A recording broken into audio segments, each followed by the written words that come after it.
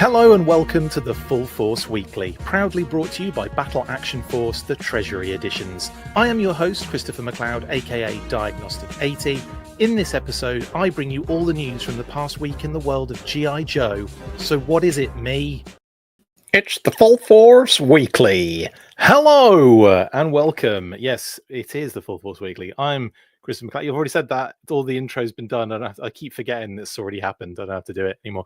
How is everyone doing on this fine Saturday at 3 Eastern? Hope everyone is doing really well. Hope everyone's having a good weekend. Bit of like last minute news just stuffed in at the end there. So yeah, I'm kind of glad I've gone a little bit later in the day because I wouldn't have been able to squeeze the last bit of news in there. It's not like great happy news, but it's news nonetheless. But anyway, how is everyone doing? Yes, Daltone is my new co-host, Bri. Absolutely. I can't get enough of this figure. I've been waiting for this for so bloody long.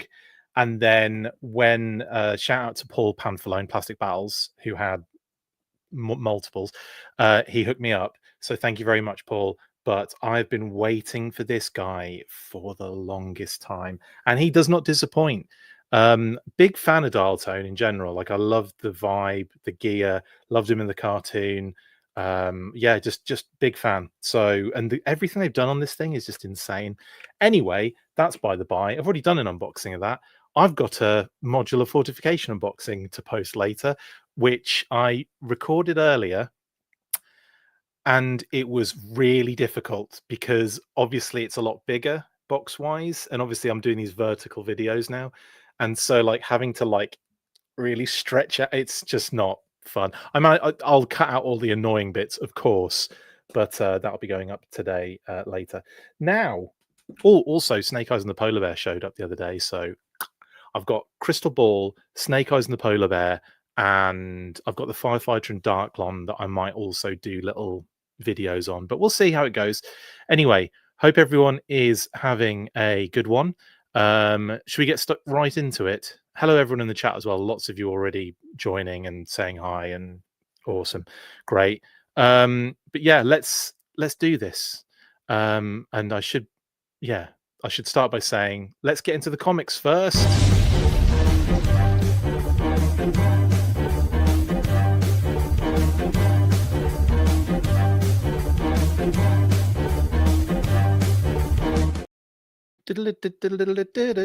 Yeah, so basically, I know it says G.I. Joe 11 first look on the screen right now, but that's obviously the main juicy bit of what we're talking about on this particular segment. But also, issue 10 is out, or was out on Wednesday. Another really good issue, and obviously this followed on from Major Blood and Raptor basically capturing Baroness and Covergirl, who were in Paris on leave. Well, the Baroness was on leave, and Covergirl was sent to accompany her.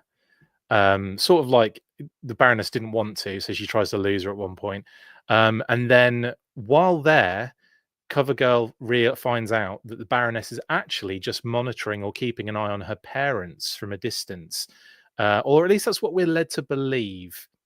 Because again, they could be doing anything here with Skybound. They could be like playing a few moves ahead chess wise. Do you know what I mean? So something's probably got to happen to turn the Baroness into like the bad Baroness, like the Cobra sort of vibe. If they do that, they may never get there. They may just this entire run keep Baroness on the Joes, which is so weird to me, but I feel like it's even funnier. But anyway, yeah, so they've basically been pit together in a pit to fight to the death under basically with Major Blood saying, if you don't, I'm gonna kill your parents. I don't know what happened there, but I do such a good Major Blood impression. I don't know what happened. But basically they trick him into thinking that Covergirl is dead. He comes into the pit to double check, and then they basically go, okay, well, now it's a fight, and they turn on him and kick off. Covergirl escapes the pit, whilst Raptor is kind of circling the parents, waiting for the call to eradicate them if the Baroness or Covergirl don't do what they're told. And then Baroness and Blood have to fight it out in the pit. And that's basically issue 10 in a nutshell. Now, and also kind of a little subplot running through there, or like basically the end of that issue, we see Clutch again, who is followed. Him and Hound are followed to the Mars building, which in previous issues was devastated, to look for more Energon. After a little conversation between Clutch and Hound leads them to say, okay, well, we need to find more of this Energon stuff then. So, because it's, obviously the Autobots need it. So they go off to check, but they're followed, and it's clearly Risk the whole time. I mean, I knew it was Risk immediately. He was following them on the motorcycle. And then they get to the Mars facility. Risk immediately believes Clutch to be with Cobra, and he's being like the double agent sort of thing. So there's this little kind of standoff. And then they are interrupted by Mercer and a bunch of Vipers. And so it's all about to kick off, and then you see Hound behind them, and you can see that Risk has clocked Hound, and he's like, what is that? So that's the last we really get in issue 10, going into issue 11. And as you can see here, there's a little preview showing what happens a little bit later in that kind of storyline. Spoiler alert, by the way, but I figured everyone just realizes that now at this point. But we are getting into I got into spoilers in issue 10, so yeah. So if you're not into spoilers, don't check out the comic section of this episode. So Risk and Clutch, as you can see, they're still there, sort of like looking at Mercer the Vipers with Hound behind them. And then obviously Mercer turns around, clocks him, and all the Vipers open fire on Hound in that opening scene. We've got a really nice cover there, which we'll come back to in a second, for the cover A, where Blood is, Baroness and Blood are reenacting that scene from Mission Impossible with the knife and the eyeball scenario. Anywho, then of course we have the next kind of what happens next, and it's just more of the same. Lots of shooting at Hound. Hound's sort of like about to really get a bit annoyed at this point. He's probably about to wipe them all out. And then Clutch and Risk realizing they have to do something to prevent this. No worries, Hella Geek. Totally understand. Don't forget to like the video for Chris, says Joe. Do it for the fandom. Felix says number 10 was awesome. Now we wait. Hello, Medieval Alchemist. How much longer until she trades the star for a Cobra symbol? Asks the Figure 6-pack. It's a good question, because I genuinely did not expect her to still be with the Joes 11 issues deep. I didn't even expect her to be with the Joes any issues deep. That was a real like whoa moment when that was kind of like not leaked, but like revealed. Not necessarily in the comics, but in previous stuff before the comics came out. And then the same kind of thing for Mercer. I'm hit the whole time. I'm like, okay, how is he gonna be a Joe after all this? Like, he has effectively led the charge that has led to the deaths of multiple Joes. Well, one Joe, I think. Have there been multiple deaths, or have I just made that up? I think it's just rock and roll, isn't it, so far? Spoiler alert. But in any case, how does he come back from that? How is he going to be? How's the retribution arc? How's that going to, if it is going to happen, or is he just going to be with Cobra now? Is that what they've decided with Skybound? It could be 2 years down the road that we're still dealing with this like intricate kind of like, or hear me out on this one. Is there going to be a massive reveal where Mercer is actually working for the Joes and he's like double, triple, quadruple agenting it? I don't know. I don't know. Cobra has Chameleon. You're right, Jedi Ben. They do. Maybe she becomes the Baronet. I don't know. Like, what they're going to do that's going to be really weird here. That's what I want to know. We need Baroness in classified suit before if she defects, says Felix. Yeah, it's got a little bit of. That reminds me of the Mandalorian HasLab. I forget the name of the blooming ship now, but the Mandalorian ship that was like a HasLab, and then and then as soon as it funded the literal next episode, I'm not it felt like days, but it was probably longer than that. How long after the HasLab funded did that ship obliterate? Razor Crest, thank you, Jedi Ben. What was the distance of time? I feel like it was really short. Like, I don't think it was weeks. It felt like it was days. Either way, let me know in the comments if you know, because I can't remember. So yeah, it's like Total Recall RKW. Yeah, we want some deep cover sort of agents in there. Anyway, yeah, so that's that. Now, they've also got multiple covers have been revealed for issue 11 as well. We've got the Tom Riley cover A, which I really love, and that kind of thing that's running through Blood's arm, that sort of like energon like like pipe is well dope. It was the next day. Was it really the next day? I thought it was something crazy like that. I genuinely thought it was fund 24 hours, if that, the next episode explosion. Like, it was crazy. Our case is within a week. I think it was the next day. It felt like it was, but does anyone know exactly, like, the hours? Then we also have cover B by Andrea Milana, which is CoverGirl fighting Raptor. So we're going to see a little bit more going on there, because obviously CoverGirl has escaped the pit, which Major Blood, and Baroness are now in this battle, basically in this kind of like arena of sport. And she managed to get away. Baroness helped her out of the pit so that she could deal with Blood, and CoverGirl could go and help Baroness's parents. And so clearly, CoverGirl is going to deal with Raptor, or try to stop Raptor from hurting the Baroness's parents. I wonder if, right, and this is me, this is just a skeptical. I don't have any inside info. I don't know what's coming next, but I'm having one of those things where I kind of start trying to figure out what the plot's going to be, and in my head I could see CoverGirl not being successful in protecting the Baroness's parents, right? The Baroness's parents die at the hands of Raptor. CoverGirl didn't prevent it. Baroness holds that against CoverGirl and G.I. Joe and ends up defecting. That's what I could see. I know it's a little bit black and white. There's a few grey areas there, but I feel like she probably ends up blaming CoverGirl for the death of her parents for whatever reason.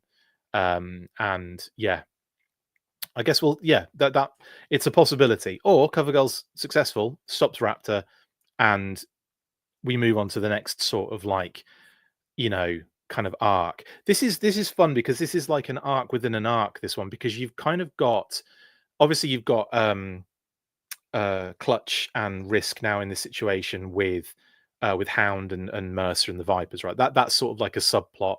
But the kind of, there's been a running thing here where obviously Major Blood a while ago lost his eye to the Baroness when she escaped, like in way early on in the issues, and it's kind of like come full circle. He's back for revenge, and he even kicks out a terrible piece of poetry in issue 10 as well, which is right on brand.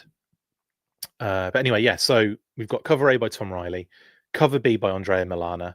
Again, these are solid covers, by the way. I love the Blood and Baroness one. There's a lot of, like, again, Mission Impossible homage for sure, but it's such a striking image and really beautifully done by Tom Riley there. And I've got to say, I really like that Andrea Milana cover too, with CoverGirl kind of like roundhouse kicking Raptor. Very dynamic, lots going on, and yeah, it looks really cool.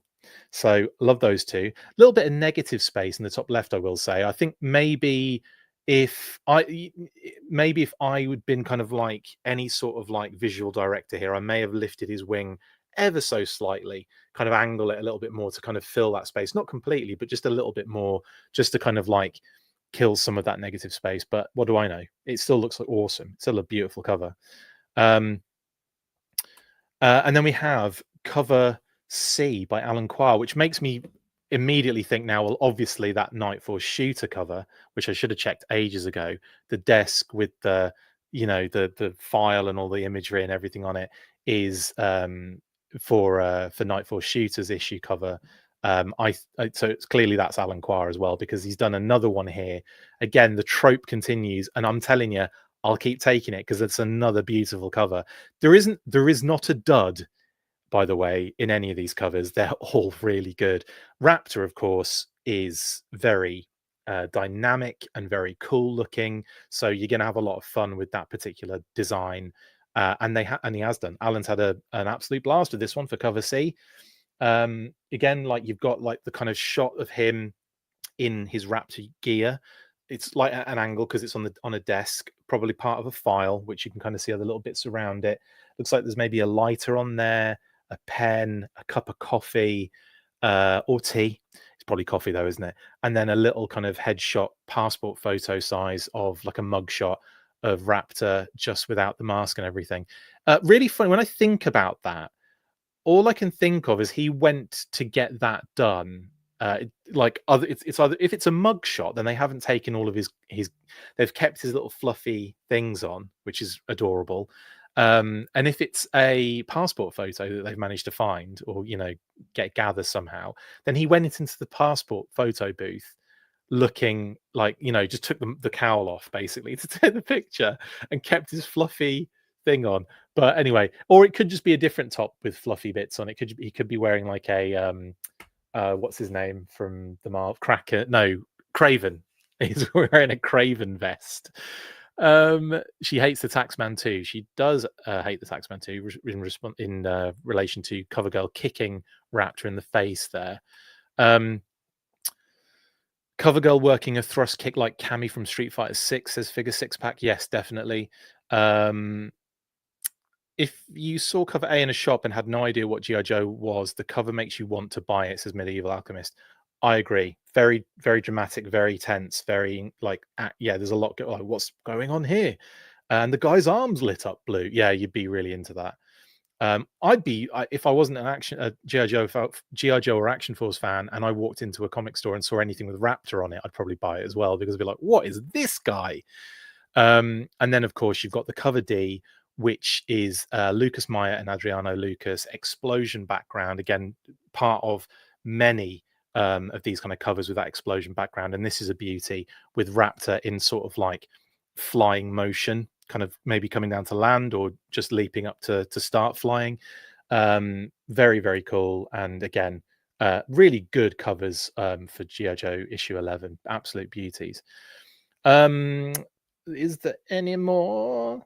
Yes, there is. There's another cover. It's cover E by AKA or AKA or AKA or AKA. I don't know how to pronounce it. But on here, we see the Baroness in her Joe uniform, basically surrounded by bloodhounds, Major Blood's kind of troops, I believe. That's right, isn't it? They are bloodhounds, I think. And coming down from like a helicopter, and one's already down, and she's kind of facing that guy. A really nice cover again. Not sure if this does happen. If this does happen in the issue, great. We'll get to see Baroness taking on some bloodhounds, and that could very well happen because she's in some sort of stronghold with Major Blood. So I'm sure it's dripping with absolute bloodhounds. Classified Raptor really is Craven X Nightwing, says Steps Toys. Yeah. Send Jinx on Raptor. She'll audit him. I love it. Figure Six Pack. Hey, Steps Toys. What else we saying? There's no way they aren't using Hasbro's designs. Saying it's all coincidence is nonsense, given Raptor. In some cases, Chris G, yeah, they are. And they've said they are. And in some cases, it's not coincidence necessarily. It's just something that they haven't done the other way, or you know what I mean? Like, it's not a blanket statement. They are definitely, it goes both ways. And obviously, when a figure comes out and isn't going to be in the comic for a while, then there's more chance of it being a classified related design when it comes out in the comics.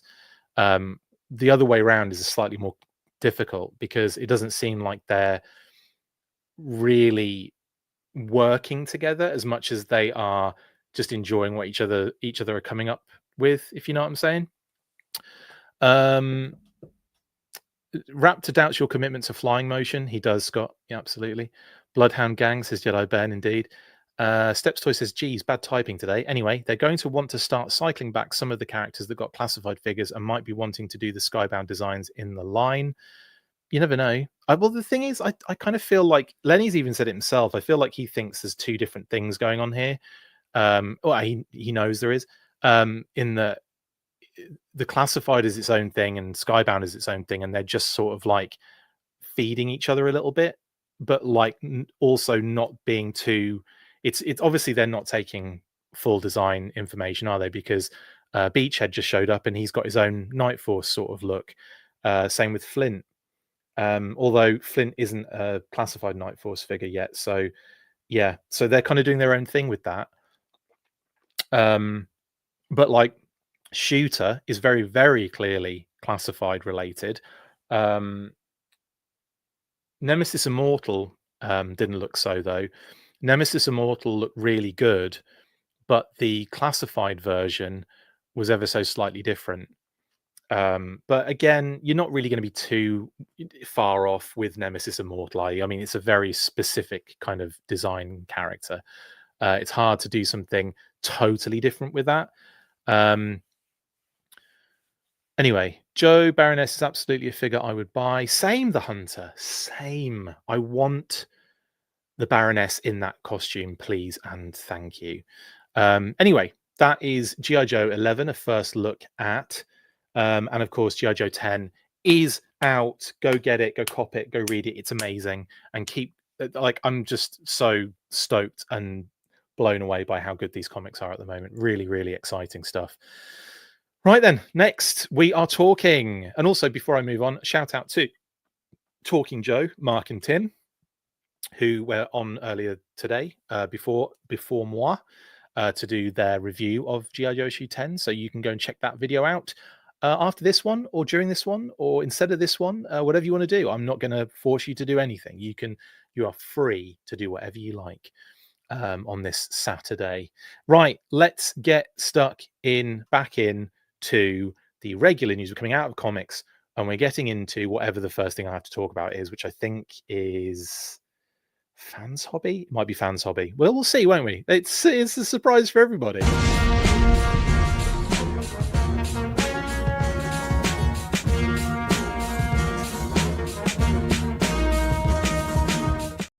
It is Fans Hobby.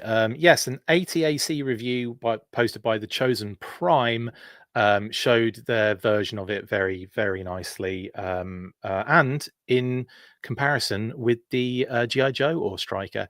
And I have to say, having looked at both of them next to each other, I might even, this might be sacrilegious here, but I might be preferring the A.T.A.C. I just think like it's definitely got a closer resemblance to the original Ore Striker, which obviously, you know, it like proportionally it does, like just in general. But in regards to what it like when you compare it to the Ore Striker than classified, I think I don't know. I might be veering towards the A.T.A.C. I know it's like sacrilegious. I don't even want to say it, but I am saying it. Here, like the video, there's a video. You can go check it out, obviously on the Chosen Prime or on the Fans Hobbies socials. But they have the kind of all the parts breakdown here as it kind of comes. Now, this is what the car would look like if it were on the lawn of an estate, a housing estate near where I used to work in Norwich. That's how it would look as a as a vehicle, maybe with a little bit more wear and tear on it. Do you know what? It's really funny. There was a yellow Volkswagen Beetle, classic Beetle, just down the road from where I used to live in Norwich, and I used to drive past it quite often. And I took a few pictures of it back in the day, long time ago though, so it was probably on like a Nokia 3310 or something. But I took a a few pictures of it, and it was always there. Sometimes it was facing one way and sometimes it was facing the other, but it was clearly being worked on. Not like, you know, some of the wheels weren't on it. So it's not like they could just like reverse the thing out and turn it round. They were doing some serious work to make that move, like is all I'm saying. But yeah, I saw it a few times and just assumed it was Bumblebee hiding and thought, God, they better when they do this up, they better make sure it's got an Autobot symbol on it, or just a big rub sign on the top that you have to kind of rub with your hand to see the Autobot symbol. Anyway, that's what it would look like. Then obviously we see in the video the Chosen Prime. They fix it, put it together, obviously. And we see the actual final piece here with the figure inside. Now, like I said before, I do like this. I think it looks really good. This is it without the roll cage on the back and the additional seat. So this is it looking very much like your classic Ore Striker. And then, of course, we have the roll cage being added. We have the kind of little cannon weapon system as well. That's kind of right there, which actually does affix to the top two here. So you can kind of get that sort of like very old school Ore Striker look almost down to a T. But you'd have to take the roll bar off and the seat off to get that full effect of the classic Ore Striker, I think. But it just, I think it looks really good. I think they've done a really, really top job on this one. Now, when we start seeing the comparisons, it really does stand out just how odd that front section of the classified Ore Striker is. And I think it might just be where the wheels are placed. I feel like if the wheels went forward a little bit more, I think that would probably sort a lot of the issues out. But this raised front bonnet or hood section is definitely causing some very weird proportion kind of issues for me. And like I've seen this now a bunch of times, and I can't really get over that proportion weirdness at the front.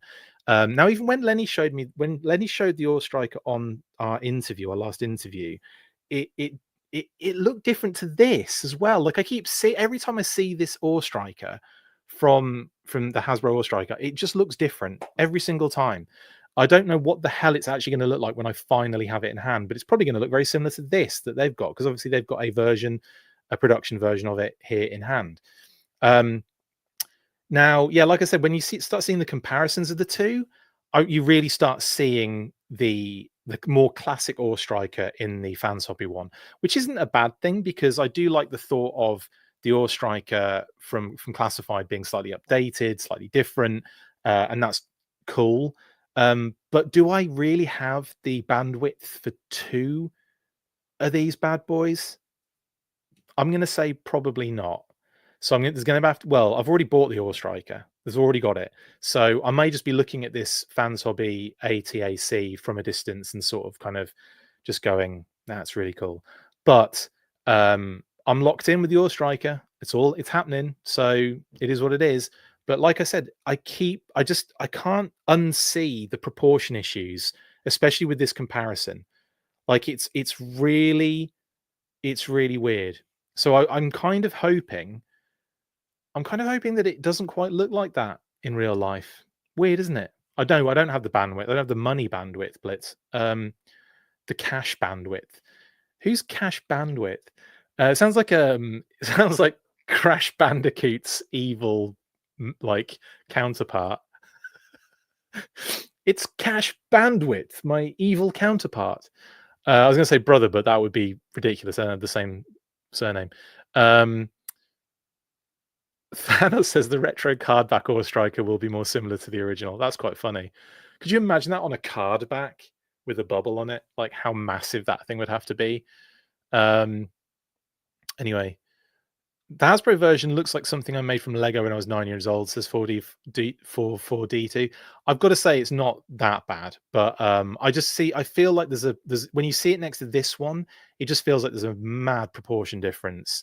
And it just looks, it kind of throws me off visually. And it's two things. It's the front wheels not sort of being more pronounced, more forward, ahead of the vehicle, if that makes sense, ahead of the front of the vehicle, and sort of having this very chunky and raised hood, which is something that, yeah, I just feel like doesn't give me Ore Striker vibes at the end of the day.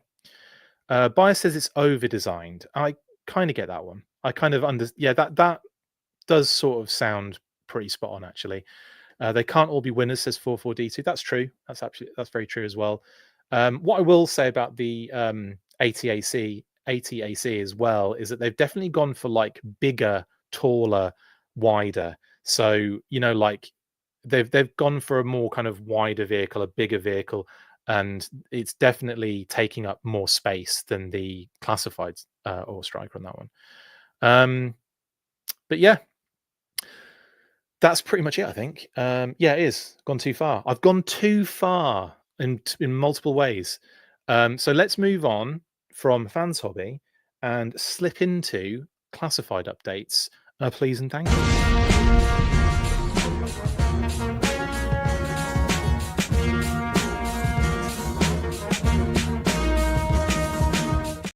Right then, Cal's just put a question in, which is a very good one that I want to ask before we move on.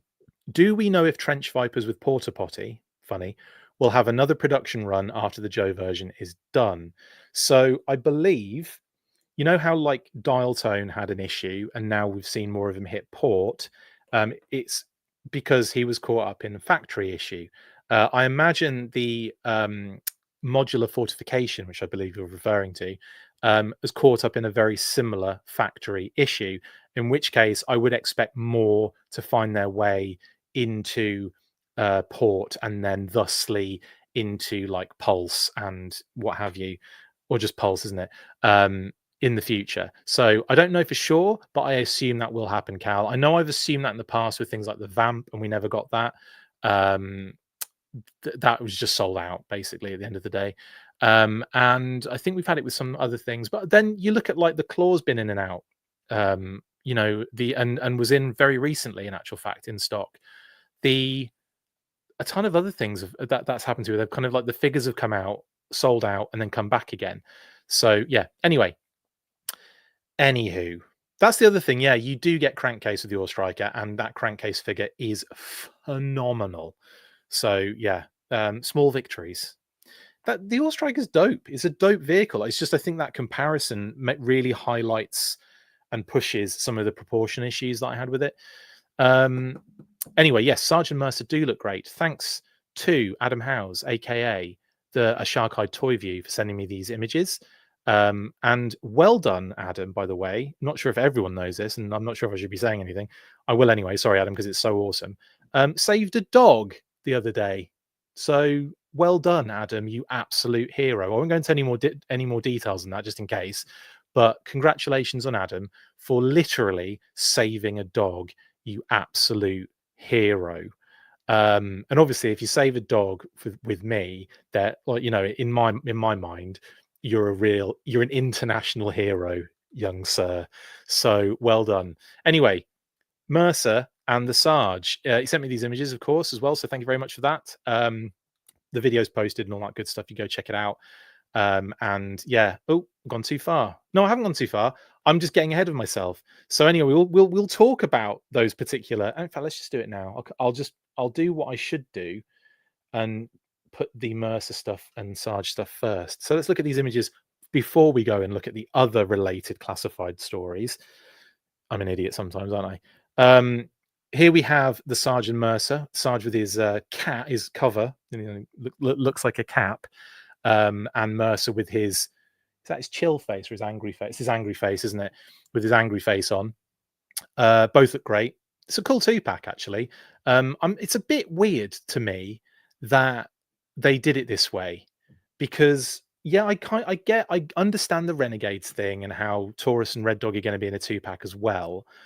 But it was just weird that this was how they decided to do it and not just do them as a 3-pack. Or just individual figures, just drop them in, you know, in different kind of areas. I'm not bothered necessarily. I just find it an odd way to do this when you get in the Sarge and Mercer, and then the Sarge has to be a different version, and they go with the version that was the convention, the Collecticons, the Collector Club's Joe Con exclusive version in terms of deco. So I wonder if we'll see those Renegades come out in that desert kind of deco at some point, which would have made sense to have the Sarge in the desert, Mercer in the desert, and then a 2-pack of the other two in the desert. That would make a lot of sense, wouldn't it? it just kind of like future proofs not getting the renegades in the desert deco. Does that make sense? Like, it makes sense for them to do these two in desert, Taurus and Red Dog in desert as two packs. That makes sense. Two packs done and dusted, covered in desert mustard. But instead, they've done this where they've kind of like they've changed, they've made it so that they've forced their hand in what they do next, if you get what I'm saying. So I would probably suggest that, yeah, in the future, if they do the Renegades redecos, they'll probably be in a 3-pack.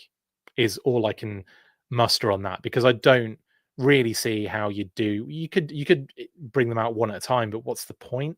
Like, I feel like they wouldn't be that wanted individually in their desert gear. But as a 3-pack, that might be something that would be like, oh, it's one and done. They've got the redecos that, done and dusted kind of thing. I've got to stop saying the same thing over and over again, haven't I? But that aside, again, this is just me with my weird, it's not even OCD. It's just my kind of like quirky need for some sort of pattern and order, I guess, which you could argue is OCD, but it's certainly not in that. People overuse that term, and I've done it in the past many, many, many times. Usually just as a joke, but yeah, it's kind of a serious situation, and I certainly do not have OCD really at all.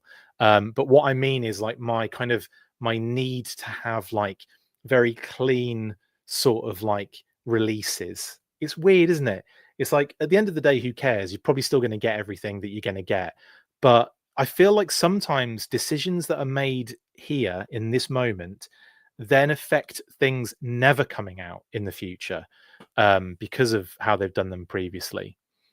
That said, I'll stop going on about that now. The figures look great, and the Sergeant Mercer is a great 2-pack. Um, after all, I've said all of that.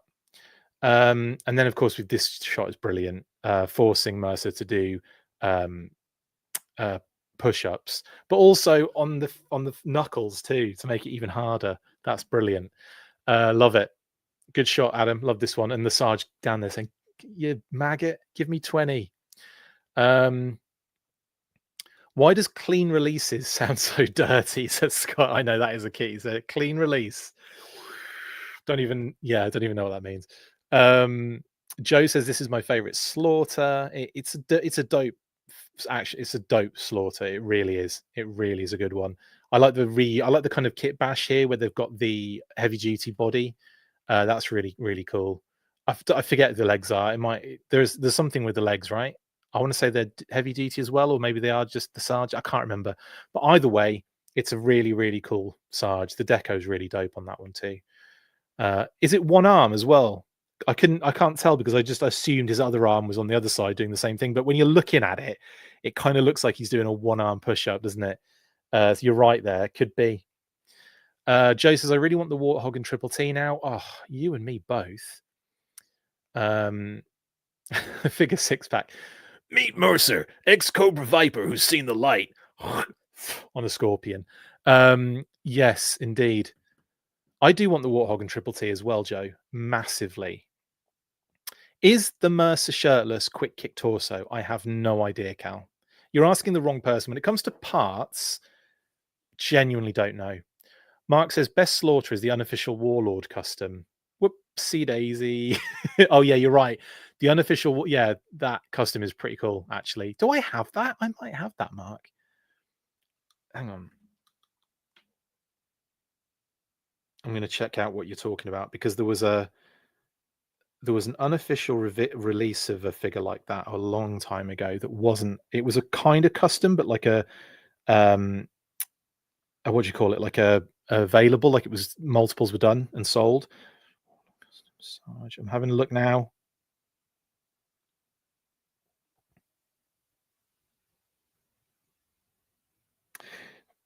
Nothing's coming up, unfortunately. Let me see if I put that in. Oh yeah, that is really cool. This is the one, isn't it? That was a where is it? Why can't I find it? Yeah, it's really cool. It's a really cool one. Anyway, this one is close enough. You got the red beret. JoeFest 24 custom class. That's it. That's what it was. I don't have that one, actually. I feel like I need to swap out Mercer's legs for Retro Viper, says RKW.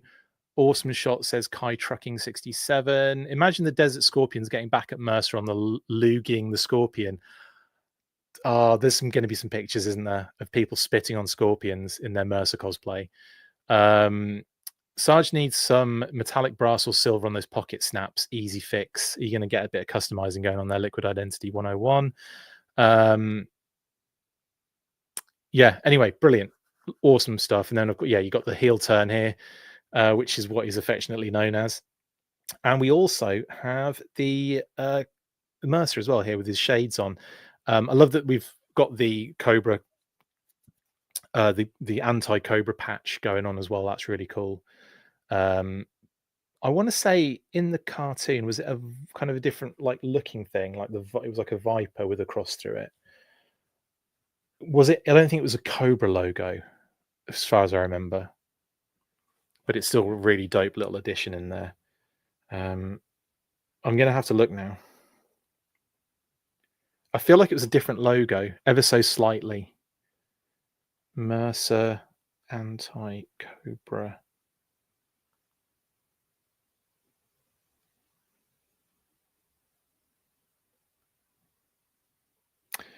Never find what you're actually looking for, do you? Like ever, first go. Mercer G.I. Joe movie might work. There we go. Yeah, it's a different. Yeah, it was different. It was like a Cobra sort of like with a almost like with a part of the neck still at the bottom, and it kind of curves. Why am I doing that when I could just put this on the screen? So there you go. The original was kind of like that. And there's a close up of it in the show as well. It looks ever so slightly different to that, which is as they always used to do. But yeah, it's not like the Cobra logo which they've used here, which is cool. It's nice. I'm still it's all cool with that one. But still, I would have, if they'd have gone full on, given us the actual like patch that he had in the movie, that would have been wicked. It makes more sense to do it be a Cobra logo though. Loving all these removable glasses and hats. Mercer is def getting Viper goggles. The anti-Cobra patch looks good, says Real Zim. Yeah, it does, doesn't it? And yeah, we want the patch. That's what we want. We want patches. That's all we want. So there's the kind of grimace face, which I don't necessarily see Mercer here, because I see Mercer pretty much one face all the time. If any character could have gotten away with just one head sculpt, it was Mercer. And I mean that genuinely. A lot of characters have a lot of personality and show it. This is a character who I only see with one like look. Like I feel like he's so vain about how he looks that he never even like makes any movements with his with his face at all. Like he just kind of like is constantly like trying to keep really like suave and cool looking like that. And I still say I would have made his head ever so like thinner on the sides rather than sort of like oval shape like that. I definitely would have kind of like tried to make it a little bit more 80s sort of Arnie with that hair. I mean, he still does have that vibe, but I kind of feel like Mercer's got a very specific look in the cartoon, and I don't think it's like 100% Mercer that I'm looking at there. It obviously you got the hair, and that does most of the work, the heavy lifting here. But it's still a great head sculpt, I will say that too. But I would have definitely just brought the sides in an ever so slight touch, like just thin that head out a little bit, make it a little bit kind of leaner and taller. But again, that's just me, really. You guys might feel completely different about that. But no, I'm very excited to get this 2-pack, I have to admit. Very cool. And there's the Sarge, again, great head sculpt on the Sarge, absolutely phenomenal. And then the cap, of course. Sorry, the cover with the very cool logo on it. Is that the logo that's on? I haven't actually looked into what that logo is. Is that the logo from the original con version? Sergeant Slaughter. Bear with me while I quickly check, because I don't remember there being necessarily something different in regards to that conversion, Sarge. He doesn't have like any other logos or anything on him. So does anyone know what that particular tampo is? It's really cool though. I do recognize it, but can't actually see what it is. Sarge expressing his disapproval, says Blitz. His disapproval for what? For giving him a different torso. Hasbro should add an anti-Cobra patch to the set so people can sew it on a jacket. Hell yeah. Have I talked about Mercer? Hi, Dave. Chris just jumped on. Have you talked about Mercer's height? He's not. I don't have an issue with his height. He's about this. He's kind of one of the taller Joes. It's just that the Sarge is massive. The Sarge is like one of the tallest figures in the line, so it kind of like dwarfs him a little bit. But it's not too bad because I don't. And again, this shot is a little bit misleading because Mercer is kind of in the foreground a little bit. If they're next to each other and they're both straight-legged, there is a difference in height, but it's not massive. So I'm not really. And I don't have an issue with that. And also the fact that in the cartoon, Sarge is taller than the Renegades as well. It's kind of, it's actually kind of quite realistic. But yeah, the Sarge is massive because he was massive in the cartoon, basically. But yeah. Is there any more? Were there any more images for the Sarge? Yes, there is one more. It's this one with the whistle molded into his mouth, which is really cool little addition as well. He's got that classic hair. Very awesome. Yeah, again, brilliant set. Really enjoyed it. Really enjoying this, the images from these, and a massive thank you once again to the awesome A Shark-Eyed Toy View, aka Adam. Now, as well as those, we got a bit more information about the Police Emergency Service Unit. According to Heroes and Villains, it should be available soon, and they posted a few links, like pre-links basically, for Amazon in the US and Canada, GameStop as well, and some other places. And apparently it's going to go up soon. Now, we did see that we had recent port arrivals, and the Police ESU was in that listing, that group of figures. Budo, Slice and Dice 2-pack, the Police ESU, Dial Tone, Darklon as another wave of figures. Yes, he's already kind of come in once. I already have him as well myself before he arrived at port this time. This is just another, like a second wave of figures coming into port. And Monkey Wrench, I think, is new. I don't think that was the second sort of bite. But yeah, I will say, like in this case, the Police ESU situation, it looks like it's going to go up with, I don't know if there's going to be fanfare or not. Probably, I would imagine not. I imagine it will just go up on like Amazon and some other places, and you'll just be able to pre-order it from there. Will it even go up on Pulse? Not sure. I don't know. These are questions I just do not have the answers to, unfortunately. Oh, thank you, Joe Bits, for the super chat. Very much appreciated. He says, off topic, Monkey Wrench in hand is excellent. Thank you very much, Joe Bits. I appreciate the super chat very much, and I'm very jealous that you've got Monkey Wrench in hand, honestly. So, that said, ESU, we don't know when. We've heard rumblings of 11/1, which is November the 1st, but we don't know if that's the case or not. It could just be one of those things that's thrown out there and does the rounds, but it could be real as well. So we don't know at this point until there's an official sort of date or something looks a little bit more solid. Then we will obviously let you guys know. But at the moment, it's looking like 11/1, November the 1st, for the Police ESU on places like Amazon, GameStop, and so on and so forth.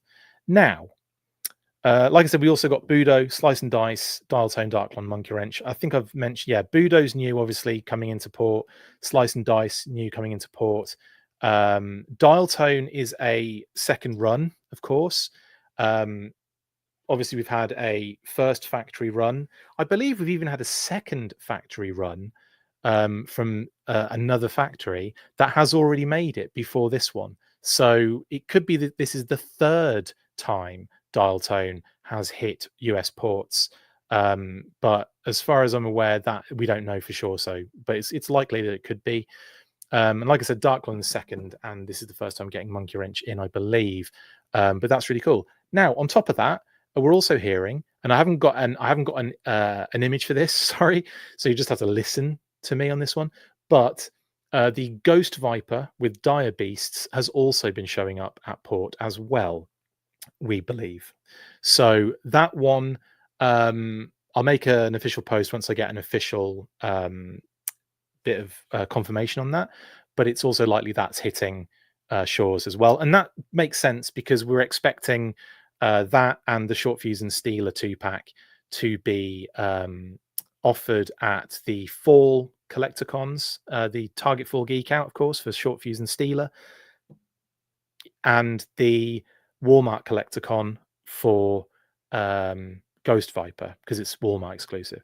So yeah, again, we'll let you know when we get more information, but that is what we're looking at the moment. Also, I think another thing popped up recently. Was it October the 9th for Walmart Collecticon? It sounds like. So that should give us an idea of when we can expect the Ghost Viper, October the 9th.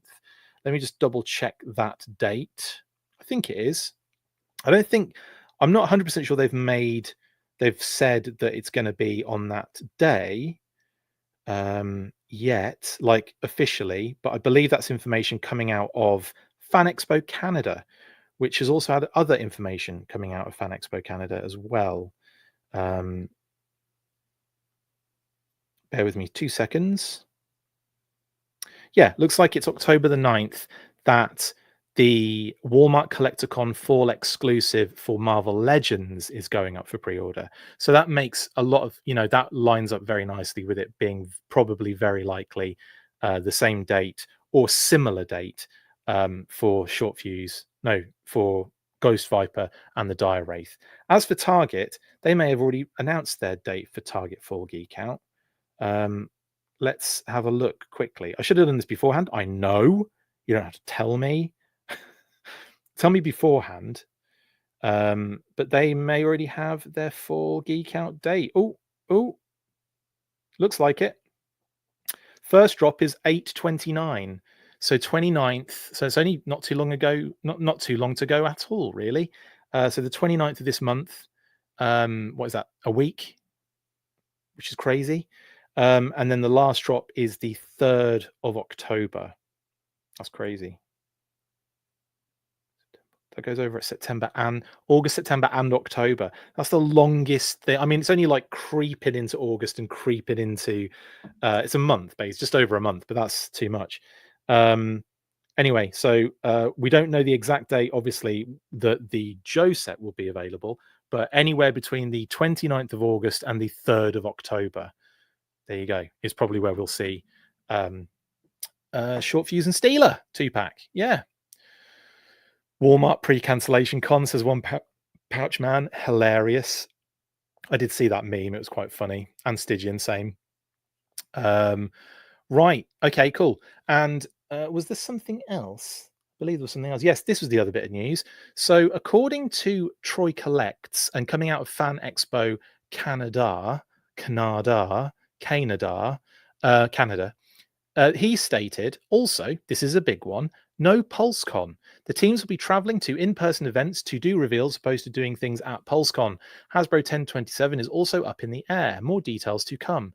NYCC, LUCA Comic or Luca Comic and NYCC, Luca Comic and Gaming and others will have reveals. So we'll have to wait for the actual cons, obviously, but they're not far away for those particular cons. And then Thundercracker with Shades asked, no PulseCon at all, or just no Legends reveal at PulseCon? And Troy Collects responded, reveals from all brands will be at different conventions this year. I don't know specifics, but pay attention to cons happening this fall. And that sort of lines up, actually, with what Emily was saying about when there's going to be some reveals at different cons in the fall, including Pythona when she goes up for pre-order. So, yeah. And for the Joe team, because that is obviously Marvel Legends, and as Bias points out here, that would translate to NYCC and MCM. So NYCC, New York Comic Con, and MCM London. those are the two cons that the Joe team, classified team, will be making, showing reveals and print and all that kind of good stuff. So yeah, there you go.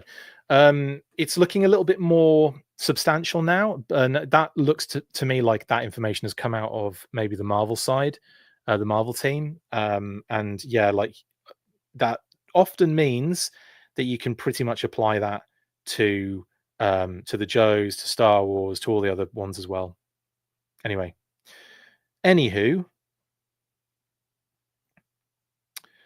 sorry, multitasking or multitasking, depending on what area of the globe you're in. So yeah, that's just a bit more information regarding that. So there you go, and probably sounding a little bit more likely that we probably won't get PulseCon now. Now, the last bit of kind of classified updates I want to talk about before we get into listings information, which I did a little episode on yesterday, so I won't go too long into that, but we'll talk about it still. After the Snowcat funded, a video was released celebrating the Snowcat's funding, of course, from the team, including Cobra Commander here, who, you know, did his usual thing of yelling at the screen and being angry that the Joes had that we backed the HasLab and all this kind of stuff. In the HasLab, in the video, in the the kind of the stuff that he says, the words that he says in the video. I can't multitask, can I? He said a few things that Emily pointed out or made us pay attention to. And that was obviously the fact that he mentions retrofitting or setting up the Arctic HISS, the HISS tanks and stingers for Arctic operations, right? Basically, right. But he also mentioned, which we'll get to in a second, other things as well. So, of course, we've got the Arctic HISS thing here as an option, right? That's one, check. That's pretty obvious from what we've been hearing and what they've been talking about and some of the kind of noises coming out of the team and what have you. So it's very likely that we'll see reuse. Sorry, Annie is playing with her little Boney upstairs and it's making noise. It's adorable. So anyway, the Arctic HISS is pretty much locked in by the sounds of things. The fact that we've got them talking about the distance of time between doing reusing molding for a HasLab, that time pretty much coming soon. It's like 3 years, wasn't it? And then of course this big kind of like bit of very clear like clue in the video, which Emily even pushes us in the direction of and says, listen to what Cobra Commander says for any kind of future stuff. So that sounds like that's going to be a thing, right? So I think we can pretty much safely just check that there's probably going to be some sort of Arctic HISS in the future, which I'm all for, honestly. I think that's going to be freaking amazing. I'm interested to see a lot of different things about this. What they kind of like decide to do regards to the kitting out of this vehicle. Are they going to go with the sort of Stinger missile rack? Are they going to go with like that the section that kind of goes over the sides that creates a sort of like little cage, and on the other side a kind of little tarp, rolled up tarp? Are they going to do that? That would be really sweet if they added those kind of things. The other obviously thing they mentioned was a Stinger. So are we going to get an Arctic Stinger? I kind of hope we do, and I also kind of hope they do something like really, like, rather than just redeco it, give it some like if they did a Stinger and did like some sort of like ridiculous like half track situation, like that would be mad. Obviously it's a huge retool, it would be very expensive, but if they do something other than just deco, that would be crazy. Now they could do a different weapon system, that's possible, but I am really interested to see what that actually looks like, and or if it's going to be like just a literal white Stinger, which again probably would get me. I would like to see them do something slightly different with the camo on it, if it wasn't just all white, and just do some like little bit of kind of Arctic camo on that would be great. Yeah, the Stingers thing, Todd, was an interesting one, because I don't think they would have. I don't think there certainly would have peg warmed had they been had there not been some weird distribution issue there, because they ended up sort of kind of like just instantly going into, or like finding their way into like a cheaper price point on the shelves, didn't they? But like I don't I think that was really more because of issues and delays and problems and storage and all that kind of other stuff. It's had knock-on effects with a lot of different things. I don't think stingers themselves are the problem here. I think that was more to do with other things than them just not being like people didn't want them. In any case, yeah. So I think that's an interesting one, and I'm be interested to see what they do regarding a stinger there. Now, the other thing they mentioned were saw vipers as well. Like Cobra Commander mentioned saw vipers specifically. So Arctic versions of saw vipers is definitely something I want to see. Arctic versions of everything. I want to see like desert versions of everything. I want to see like that's what I'm happy to see all of these figures and what have you in vehicles get redecos in these sort of like specialist ways. And I think an Arctic Saw Viper is just incredible sounding. There's two more obvious, and again, like not much more to say on that one. I think we're going to kind of know what to expect here. But are they going to do anything different? Are they going to be adding fur to this one? Or is it just going to be like the same figure redecoed? Either way, I'm kind of in for it. So they often do a lot of kit. They'll do some kit bashing here and there just to change legs and arms or whatever, just for the sake of it. Sometimes, so I don't know. There might be some changes here, and I say for the sake of it, but usually logistically, it's done and makes the most sense from a logistic standpoint. But we'll have to see, won't we? I love the Saw Viper. I've got a couple of them, and I do like them. And I think an Arctic version would be freaking rad. Now, the other ones are slightly less obvious, but kind of still obvious at the same time. Obviously, one is Cobra Commander himself. I mean, it would be kind of crazy for them not to even try and approach the Arctic Cobra Commander, really, isn't it? So I think that one, if we're looking at the video and we're taking the information at face value, then these are the things that we're taking from that particular video, right? The Hiss tank, the Stinger, the Saw Viper, Cobra Commander in some sort of Arctic garb, probably very similar to this one, or maybe something else. I don't know. And of course, he mentions Destro a lot. And yes, he's saying that Destro has to retrofit everything and do this and do that. But there is a very famous Arctic Destro figure. So I kind of think that we could expect to see Arctic Destro as well. And what a friggin' figure that's going to be. Seriously, especially if they do it like this one, like was this Pursuit or Rise? I think this was Pursuit, wasn't it? I think this was Pursuit of Cobra. But yeah, I would love to see Destro, Arctic Destro in classified, and yeah, just kind of like go crazy with it. Give him some gear, give him some stuff. He even came with an auger, I'm pretty sure he did, and that's already in the line now, thanks to the Snowcat funding. Lady J's kind of auger, she's got that, hasn't she? So he can definitely reutilize that in the future. In any case, lots of different options for new Arctic related fun, I would say, for that one. There you go. So that is what was it? The Arctic Hiss, almost certainly. The Stinger, very possibly. Obviously an Arctic Saw Viper. And then I think you can't really do all that without even thinking about what would clearly be a hot seller in Cobra Commander, because it's Cobra Commander, and the same with Destro, because he is a big major main character that sells units. Anyway, Destro would definitely have boots with the fur. Yes, Blitz. The whole club was looking at her. That's it, I think, for the classified updates this week. It isn't really everything for the classified updates, because we still have to talk about classified listings.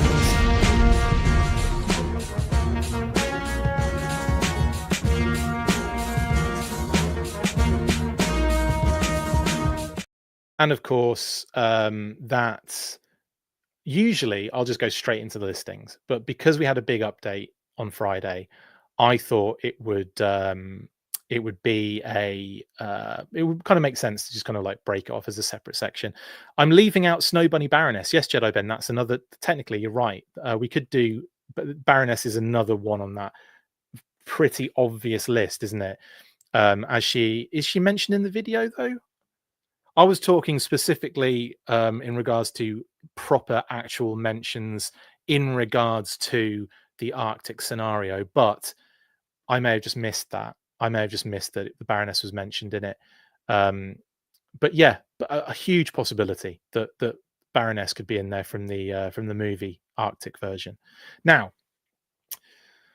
Arctic Dreadnoks, says Cliff. He shouted that a few times. Yeah, Arctic Dreadnoks would be amazing, but he doesn't mention them specifically. So I was literally just kind of, I was kind of, I'm talking about specifically what we can glean from the video, guys. There are hundreds of characters that could be in the Arctic arena, loads of them.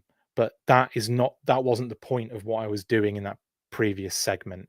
Just FYI. But yes, Quinn is a very, very big character who they could do in the Arctic style. They could also do in the cargo short style as well, which would be great. Hella Geek says video didn't mention Snow Bunny Baroness, but Tony did in his Instagram post. Thank you, Hella Geek. Brilliant. Then in that case, we can definitely throw that in there as well. But then again, he mentioned almost every character in his Instagram post, Hella Geek. So I'm not counting that technically. So I'm coming back to the video. What can we glean from Emily? What can we glean from that? That's what I'm talking about. Right? Cool. 2026 listings updates. Here we go. So 2025, no change, but I put it on there anyway. So the obviously Police Tactical Unit, or the ESU, is postponed currently, but it looks to be like there's movement going on there. So, excuse me. So it looks like there's going to be movement going on there. So it's likely that that one will show up in the future very soon. But like I said, no official perfect information just yet. Isn't Lifeline a pacifist? And he has a 45 in the thumbnail, says Felix. So he wasn't in the figure, but he was in the cartoon. So you're confusing your two iterations of Lifeline there. So he's a full pacifist in what's it called, in the cartoon, in the animated series. They kind of wanted to exaggerate it and make him very much the opposite of a lot of what the others were about, to obviously get that character development. And in the actual figure, he was a kind of he wasn't really pushed that way, but his character was so kind of famous for being a pacifist in that sense that the funny thing was Doc was actually a pacifist in toy form. Doc was written in the bio and everything, and I think they took what Doc in that bit of bio from Doc and they applied it to Lifeline in the cartoon, because at that point Lifeline was the main medic character. But in any case, that's why, and that's taken from his that image is from his card art, which was the figure which wasn't about pacifism. Now, what else was I going to say? Anything else on here? No, I think short fuse and Stealer very likely to be going up for Target Fall Geek Out, which, like I said before, literally runs the gamut of the end of August to the beginning of October. So anywhere in that section, we could see Short Fuse and Stealer, and we'll just have to wait every week for a new reveal during Target Fall Geek Out to see what it's going to be. Ghost Viper and Dire Beasts. Obviously, we know that one now is almost certainly Walmart CollectorCon, which looks to be on October the 9th. So it could be that Short Fuse and Stealer go up the 3rd of October, close to the Ghost Viper. I don't know. Or maybe I don't know. It's hard to say, isn't it? They might even go up day one, Short Fuse and Stealer, which would be in a week's time, which would be really exciting. But anyway, Ghost Viper and Dire Beasts, they will be going up on October the 9th, most likely, for Walmart CollectorCon. Chairface, I'm having second thoughts about Chairface being Mutton Junkyard. So that's always a question mark after it, because I was guessing that it could be Mad Marauder's Mutton Junkyard because it was a Fanmazon, it's a figure and pet price point. To me, that screams a redeco, and it also screams that it could be Mutton Junkyard. It's been a while. But then also it's been a while for Crocmaster and Fiona. Maybe they do a Python Crocmaster, which would be amazing. But we don't know. is the answer to that one at the moment. And Chairface has been the most elusive listing we've had for 2025 for sure, because, well, obviously Pythona is fall con exclusives, as we've talked about earlier. No PulseCon by the sounds of things, so it's likely she is going up for pre-order in and around the fall con exclusive. So the fall cons, which would be New York Comic Con and MCM, and then when we get to unknown vehicle, we do know what that is, but we can't say what that is yet. So we'll hold fire on that one for now. And of course, Ralph T is an inactive listing. We didn't know what it was before, and we still don't know what it is. But the figure wasn't cancelled. It was moved into the next wave of retro, most likely. All right, then. Speaking of which, let's get into the known name-only reveals that were dropped not too long ago. Lifeline, Hit and Run, Iceberg, Big Lob, and Night Viper. Of course, we already know Taurus and Red Dog, and they're already on the list unlocked. And if you missed the episode yesterday, this is what I unlocked. So Lifeline, Night Viper, and Hit and Run are the first three on that retail wave of 4 listings. Tyrannus, Razor, and Cali. Lieutenant Steel is Big Lob in that next group of figures listings. And then Iceberg is in the third group, and he is Hippocampus. And obviously being in line with the Snowcap kind of reveal and delivery, I would say, it's likely that Iceberg is a bit further down in those listings. So that makes a lot of sense. And then we've got a whole ton of other listings, which I'm not even going to get into how that's not making any sense to me right at this moment. The fact that we could have another 2 figures thrown in randomly in what would have been a normal group of 4 listings. Who knows? I think Lifeline, Night Viper, and Hit and Run are going to be possibly revealed at the end of this year, 2025. So they'll be in hand 2026. And then Big Lob, whoever Felina, Enforcer, and Dark Cat are, they're going to be the opening of 2026 in terms of the 4-figure wave. And then Yojo June would be your Dr. Viper, Schlub, Passmaster, Hippocampus. And then at the end, it would be Deliria, Turmoil, Dr. Street, Randall, what have you. And now we've got Professor and Stupendous. I don't know. I don't know. I just know that there are listings for them.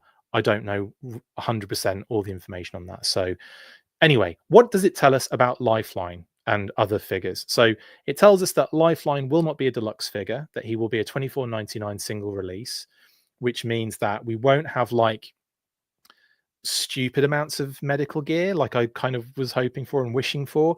But Doc came out at $24.99 and he was amazing and had tons of gear. So they could definitely do something with Lifeline in a similar kind of vein. The Night Viper, again, $24.99. That's good. It means it's an affordable army builder as well. And again, like I'm not expecting tons and tons of stuff, but like, you know, obviously you're going to have the night vision goggle monocular. You're gonna have that. You're gonna have what else you're gonna have? You're gonna have obviously the backpack. That'll be quite obvious. It was a shotgun, wasn't it? Basically that he had, which is weird. That clipped to his leg. So you're probably gonna have like a rifle that probably attaches to his side. I would say is thigh, pistol, knife, that sort of thing, but not like a crazy amount of stuff. I don't think there's obviously going to be probably some cool secondaries going on here, some new stuff there.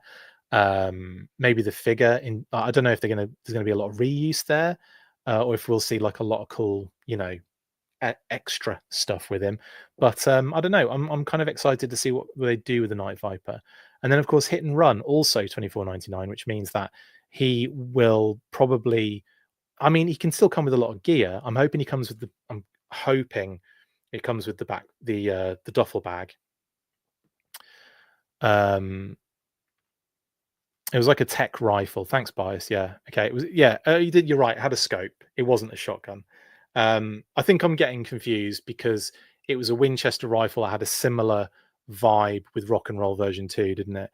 And it was connected in a similar bad way on a vintage figure with 2 very brittle pins. pegs. But yeah, yeah, it's an interesting rifle, but I'm hoping they do something cool with it. Maybe give him a couple of different options as well. Maybe have something attached to his backpack. That'd be kind of cool too. But yeah, in terms of hit and run, I want the duffel bag. I want a knife sheath on the side of the duffel bag. I want rope. I bloody want rope. It's really annoying to me that whatever figure comes with a bit of rope, it's not long enough to do anything with. It's like it's always like it's like this long most of the time, and you're just kind of like, what am I going to do with this? Like other than wrap it round the figure so that the thing has got somewhere, the grappling hook or the whatever it may be is attached to it has somewhere to hang. Like that's the only thing I bloody do with it. But anyway, um, yeah. Also with the Night Viper, it's very likely to be the classic Night Viper and not the Jungle Viper sort of like crazy extra thing that was modeled on the Night Viper in Pursuit of Cobra. In that case, because of the $24.99 price point. Who knows? We might get a Jungle Viper as a deluxe figure in the future. But again, being a army builder, it's difficult to swallow, isn't it, when it's like a $34.99 sort of figure? But they've done it before, so they'll probably do it again. And you could kind of have your Jungle Viper be the kind of like leader of the Night Viper team if you wanted to kind of cheat in a little bit. And of course, then we have, so I'm talking about hit and run, sorry, before. I kind of wanted to have lots of gear in the same way they did with Crazy Legs. I sort of want like lots of straps, secondaries. I want climbing gear. I want him to be able to do something really cool. And with the rope, I want a bit more rope that we can actually do something with. Maybe roll up in his bag, have like a little, like how the Sarge's got a soft goods bag. Make a duffel bag that's rubbery that opens like a friggin' one of those purses that just has like a little slit hole in the top. With the little what do you call it, like the strap, and then you just squeeze it so it opens, and that would be so cool. And then you can just put the rope in there and the gear in there, and you can rock it. That would be so dope. I'd love that. We need the Rock Viper. We definitely do now. Yeah. So hit and run. Really excited for that. Coin purse. Thanks, Jedi Ben. Yeah, Big Lob. Also in the retail wave of 4, not surprising, although he is a different buck, but he's not going to be so different that he's going to require a deluxe box or anything. So yeah, he's probably going to be taller than most Joes. I think that's what they're aiming for, and he's going to be on a different body. So I'm hoping for like a scrawny, tall figure. I think that's going to be amazing, by the way. And then just give him the obvious things. He throws grenades a lot. Keep it simple with him. But either way, Bias says they better not use the starting lineup buck. I don't think they will, but I think it's quite funny I think it's quite adorable actually that they used it for Gambit, just because I don't know, I sort of like the thought of the starting lineup sort of like coming back to life in a different way, sort of thing. I find that really cute. Anywho, that's Big Lob. And then, of course, Iceberg lining up nicely with the Snowcat when it comes out. Makes sense for it to be sort of a bit further along there. Now, the other listing that, again, if you missed yesterday's episode, and this is ridiculous because had I just saved one of the images, the promo images from Pulse, you would have seen that the HasLab Snowcat had the GLEEP internal code word. So GIJCS GLEEP G2043 is the HasLab Snowcat listing internal code word, and that just kind of cleans that up a little bit for us. Again, I like it clean, me, don't I? Who doesn't? So yeah, that is pretty much it. We already know Taurus and Red Dog. Everything else is good luck. We'll find out eventually, I guess. But yeah, it's looking like a pretty hefty year, 2026 still. No slowing down, I'll tell you that much. Holy crap. Bias says Iceberg with just his vintage rifle and a note says, sorry, we spent the rest of the equipment budget on the rest of the wave. Classic, wouldn't it? Be absolutely classic. Stygian says basketball player shirtless Duke. Now you're just getting into my fan fiction, my adult fan fiction. Right, let's move on to there's a couple other things, isn't it? Yes, the digital renders. Now, someone had a very good point. I think Red Wolf on YouTube mentioned to me, shouldn't Pythona be on here? Do you know what? Yes, she should. I don't think there's a render of Pythona though, is there? I don't think Tony's posted that yet. or anyone's post render, because that was basically revealed. It effectively came out, and that was pretty much it. Yeah, so yeah, crazy, right? Don't think there was. I genuinely don't think there was a Pythona render, because obviously she's been fully revealed. She's going to be up for pre-order soon. I imagine the render will pop up eventually, but yeah, she should technically be on this section here, because she is not up for pre-order yet. But like I said, we've seen all of it that we're looking at right now. So it'll be nice to get some new stuff. It'll be nice to get some new name only reveals to go along, especially Cobra, to go along with the Night Viper currently. I know we've got a decent amount of Joe ones, but I'm sure there'll be more. But in terms of digital renders, I'd like to see a few more, he says, as who fell over? Who was it? One of my Joes on my shelf just fell over. Just getting all antsy about it. Anyway, we've seen them all. It's hilarious, but it'd be nice to get some digital renders in the few cons that we've got coming up, and I'm sure we will. Right then, next up, I am going to have a little word from our sponsor, and then we'll come back and do shout outs, and then I'll leave you for the rest of your lovely weekend.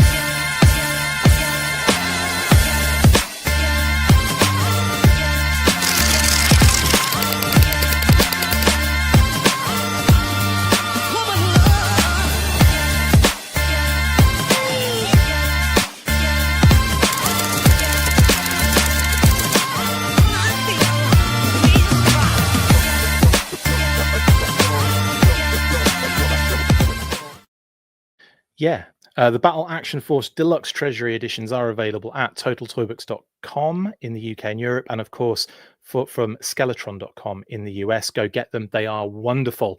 And of course, in relation to that, Total Toy Books are also running their latest Kickstarter. Brian and Paddy are doing superbly well with the Total Action Force Volume 3 already. It's shot really close up to the almost the initial funding goal. We're really close. So everyone get involved, because this is going to be amazing. It's going to be concepts, stuff we haven't seen before, stuff we have seen before, but in better quality. Like, that makes a lot of difference to a lot of things. Amazing, like interviews and information from ex-Palatoy legends, including, of course, Bob Breakin, who is heavily featured in the book, and of course, like, just amazing stuff. Teams that never came out, the origin of the whole line, and again, concepts, artwork, actual figures that never came out, but models were made. Loads of cool stuff like that. It's amazing, and a whole book of it is going to be absolutely Spoil Town City. So get in there, get pledging. Link in the description right now. Go and pledge. Let's get this over the line, please and thank you. Yeah, just do it. What else? What else is there? Let's click and find out. Shout out to Articulated Points, and of course to Phil and Pat. Pat, my usual co-host, of course, is going to be difficult going forward, but we will try and figure that out. Cliff has asked question: who has the rights for classified Red Shadows? You mean the rights for Red Shadows? The Red Shadows is with Skeletron. But for classified Red Shadows, they'd probably call it. They'd have to call it something else, probably, Cliff. But yeah, there's no such rights as classified Red Shadows. But there is obviously Red Shadows is the trademark of the name is owned by Skeletron, if that makes sense. So the IP doesn't belong to them, but the name Red Shadows has been purchased for trademark in use for action figures and stuff. Crimson Moon is the Big Bad Toy Store, Big Bad Workshop faction, isn't it? I keep forgetting the blooming Fresh Monkey Fiction, right? Are they fully merged now? I don't know the situation. I know they work pretty closely together with BBTS, but that's effectively the faction version, isn't it? Crimson Moon, right? Also, assembly required. November 14th and 15th is just around the corner now, which is crazy. I can't believe how close this is getting. Now they've just announced that Ron Wagner will be there. Obviously, legendary illustrator and comic artist, especially on G.I. Joe as well. Like, you know, on the Marvel run, you know, if you get opportunity to speak to Ron, absolutely take it. He is wonderful, awesome, very funny, and absolute legendary talent. So love Ron. And his artwork, his art, his sculpture, his paintings, his everything is all over Des Moines. If you go out in Des Moines, I guarantee you will see something that Ron Wagner has done artistically. It's crazy. The dude is insanely talented. Anyway, he did do the murals in Zombie Burger, Paul. He did. I remember being in Zombie Burger and speaking to a few people in there, and they were talking about Ron and all this kind of stuff. And I said, turn around and have a look at what it says on the wall there. And they turned around and looked right where they were, and there was his signature on on the mural. It was wicked. Anyway, yes. So Des Moines, Iowa, November 14th and 15th. Get involved. Codenameiowa.com if you need to get any information, book anything, tickets, all that kind of good stuff. Okay.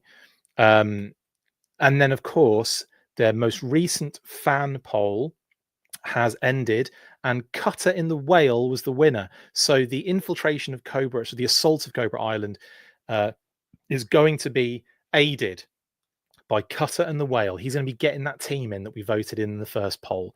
So there you go. Well done to everyone that voted. I think I voted for Wild Bill. I think I just went right in just standard issue, really, at the end of the day. I just wanted them haloing in.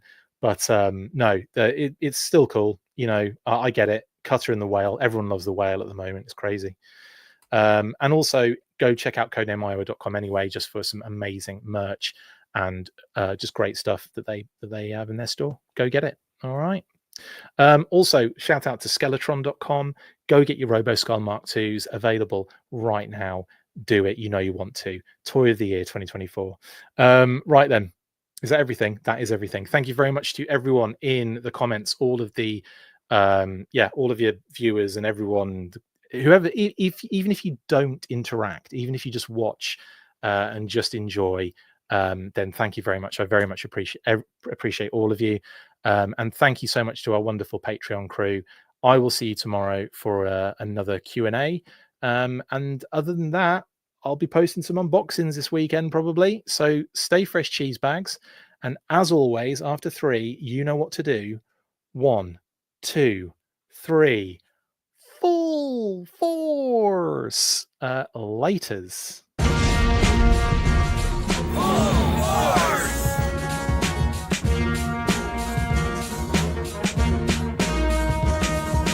Make sure you get involved with the discussion by liking, sharing and commenting on these videos. And as always, you can keep up with the show after listening by following on all of our social platforms, links in the description. And if you would like to contact the show, you can message us on any of those platforms with feedback or questions. We also have a Patreon page, so if you want to show your support for the show, see your name up in lights on these videos, or enjoy exclusive bonus content, then check out patreon.com/The Full Force Podcast, or click the link on any of the posts this podcast appears in. Full Force.